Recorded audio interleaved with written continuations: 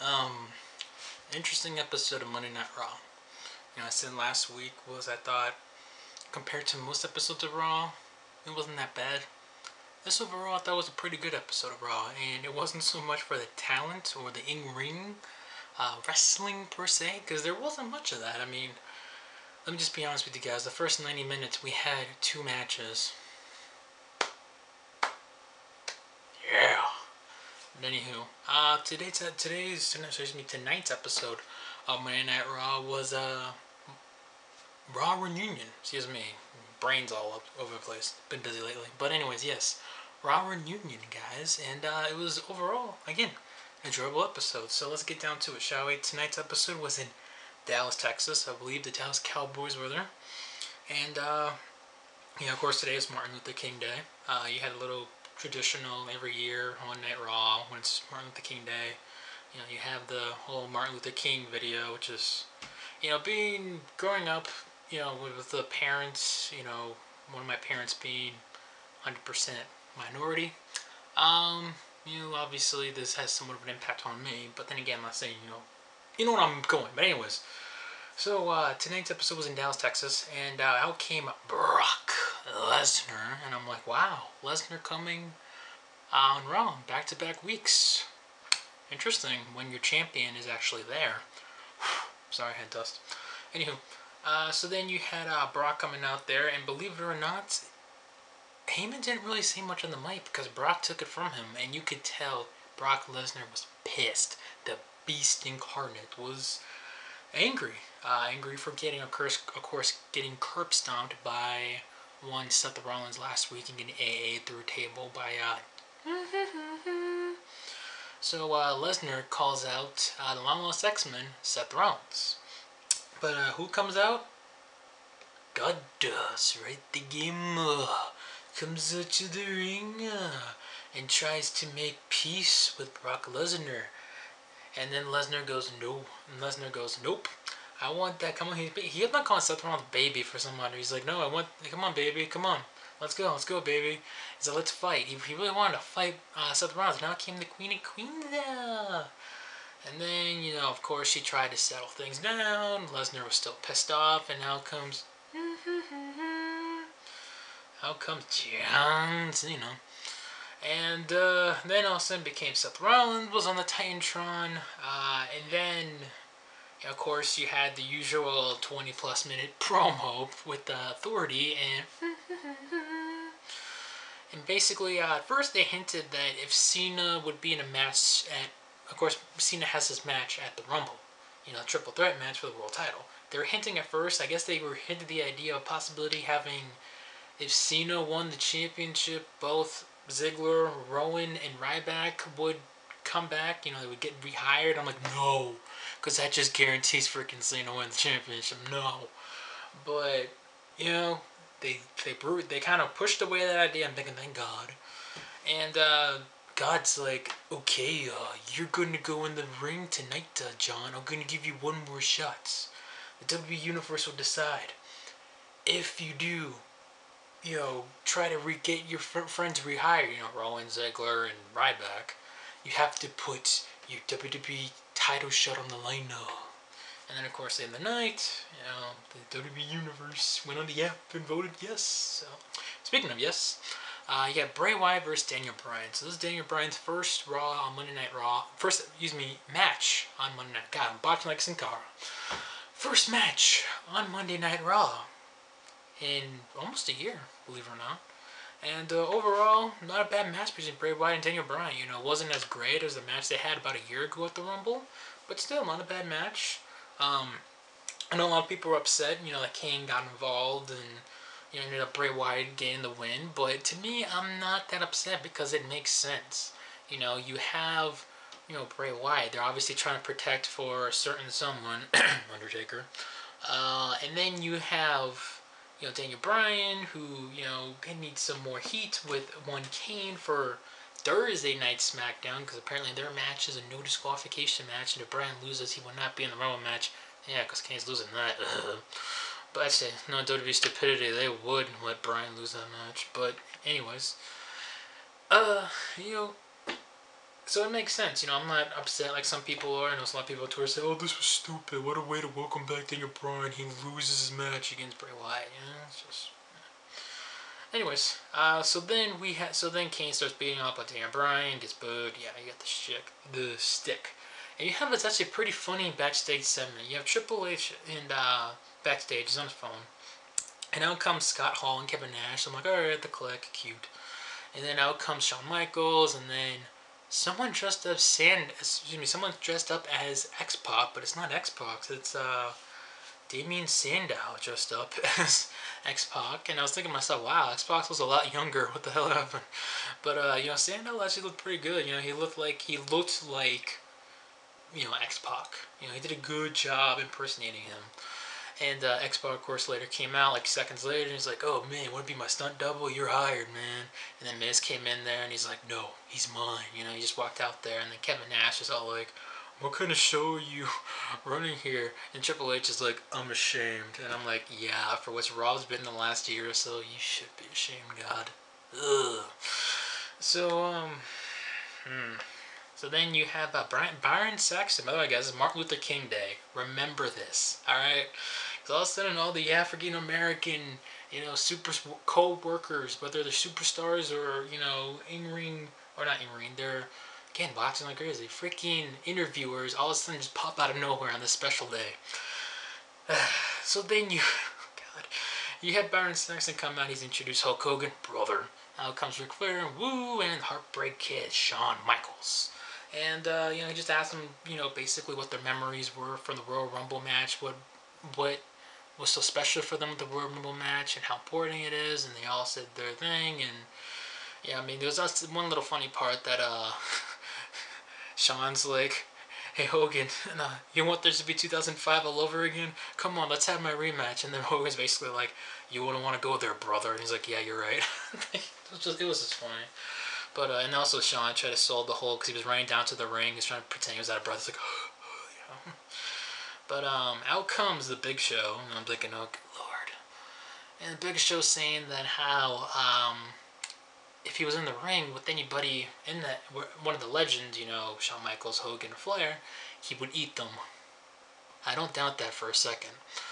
Anywho, so Big Show tries to basically beg them to fight Big Show, and Flair gets a few old school chops, and then Big Show knocks him out, and out comes Cockfish. Gonna make a bitch. By the way, everyone on the panel made their prediction of who would win.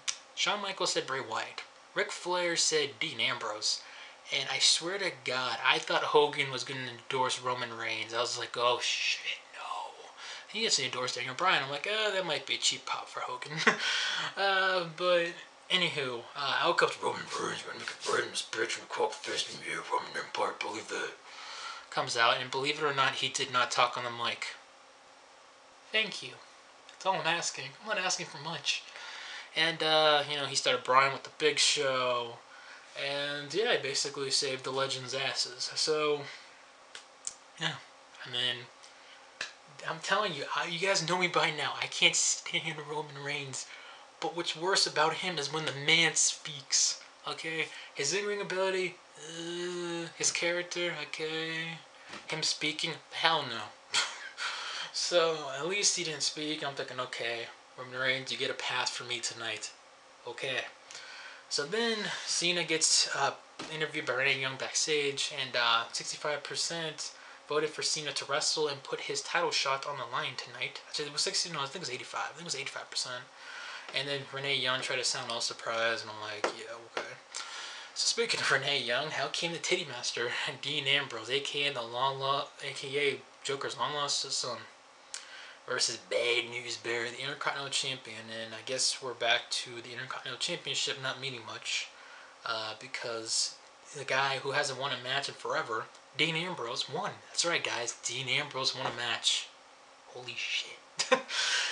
So Dean Ambrose beats Bad News Barry. Kind of a short but not bad match. It was alright for what it was, so I'm not going to complain. And then we had a tag team match. Remember when I said Martin Luther King Day, guys? The New Day. Big E and Kofi Kingston versus Tyson Kidd and Cesaro. But hey, the New Day won. And I guess now at the Rumble, we're having a pre-show tag team 6-man elimination match between Adam Rose, Cesaro, and Tyson Kidd, versus A New Day. Anyways, so we come out with this NWO segment. That's right, NWO segment. Sean Waltman, aka X-Pac, Hulk Hogan. I wish it was Hulk Hogan. Hulk Hogan should have been out here, man. I don't know why they didn't have Hogan out there, brother.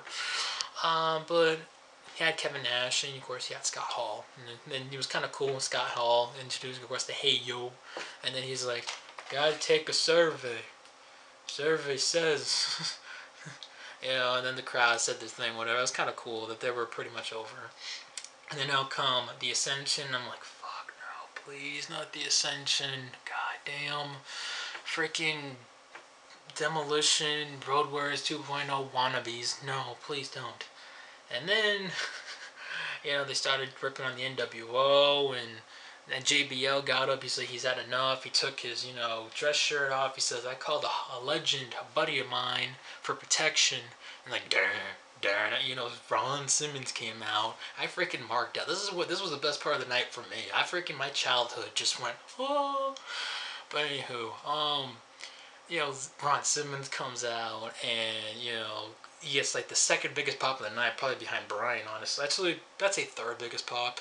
He was up there. And then he was getting down to the ring, and out of nowhere, oh, you didn't know? Out comes the New Age Outlaws, and Billy Gunn rocking his haircut like it's freaking the one Billy Gunn. I kid you not, this wasn't like 1998, 99 Billy Gunn. This is like 2000, 2001 Billy Gunn with his haircut. I was like, oh, kind of short and spiky. I'm like, what the hell? But anywho, it was cool to see all these guys, and they basically beat the holy hell out of the Ascension. I loved every second of it. And I guess for the second straight year, the New Age Outlaws are getting a tag team match. They're getting a match at the Rumble, yeah. They're facing the Ascension. Booking reasons, the Ascension are going to win, but if they lose, Heath Slater's at home going, damn, I know what this is like. But this was just I loved it. So next you had the very, very short Divas match, Paige and Natalya versus Summer Rae and Alicia Fox. You need to know is Paige made Alicia Fox tap out with the PTO. Remember, guys, Martin Luther King Day. And apparently at the Rumble, it's going to be Paige and Natalya versus the Bellas in a tag team match, which is funny because, correct me if I'm wrong, but have the Bellas teamed up ever since they got back together? I don't think they have, at least on television. So, interesting to say the least. Yeah. Not putting the Divas title on the line. So next you have R-Truth versus Russo. Russo. Remember, guys, Martin Luther King Day, so you already know where this is going. Rusev kills freaking R-Truth in about a minute to the accolade. Yeah. And then you have a backstage segment. Seth Rollins bumps into Brock Lesnar, kind of like the similar segment from last week. But Brock's telling them that, to do them both each other a favor, take out Cena tonight, and that he's going to take out Seth Rollins at the pay-per-view this Sunday at the Royal Rumble. And of course, Rollins looks a little, scared and whatnot. He's like, ooh. So then you have The Miz versus Jey Uso. Oh my god. We all know it's going to be Miz and Sandow versus the Usos because we haven't seen that 8 billion times already. That's why we need more tag teams. Shit. So yeah, Jey Uso versus Miz. Seen it a billion times. Jey Uso wins. Not much to say. So then you have the main event, which is John Cena on a 3-on-1 handicap match versus the Big Show, all that Sexman, Seth Rollins, and Corporate Kane. And the match itself was kind of but the real highlight, of course, everyone's talking about this, and I'm not going to be hypocritical about this, because you guys know me. I'm not one of those people that sit here and act like, oh, Sting, Sting is the best, yeah, Sting's in WWE. Meanwhile, like, less than a year ago, when Sting was in TNA, one of the main reasons you didn't want to watch TNA was because Sting, old man Sting, was on there. I'm a fan, yes, I was a fan of Sting in the 90s and I guess somewhat early 2000s, but ever since then, Sting was just, like, there for me, you know what I mean?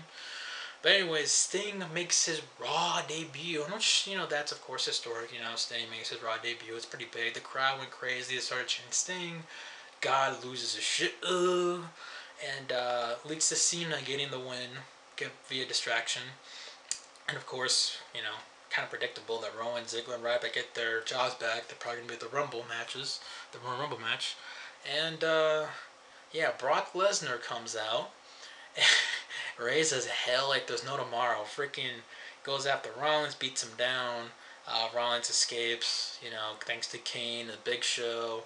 They both of them get F5. Freaking Big Show went flying like 5 feet in the air. I thought I was looking at freaking WWE All Stars because they looked that fake. I'm like, what the hell? Freaking Big Show flew like woo, freaking crazy. And that's how Raw ended, really. So, overall, a good episode of Monday Night Raw. Some pretty cool segments. Obviously, the ending, I can understand why a lot of people liked it. I prefer the more, NWO/Raw reunion segment, with the Ascension. Actually, I can't believe I said that. I enjoyed something with the Ascension. I've enjoyed that more than particularly the ending, but especially with Sting. But overall, not a bad Raw. I thought it was a very good episode, solid episode, not a bad go-home show. It did what it needed to do. And that's all really I gotta say, guys. So what you guys think of Monday Night Raw? Follow me on Twitter, comment down below, subscribe if you have not, and I'll catch you on the flip side. Peace.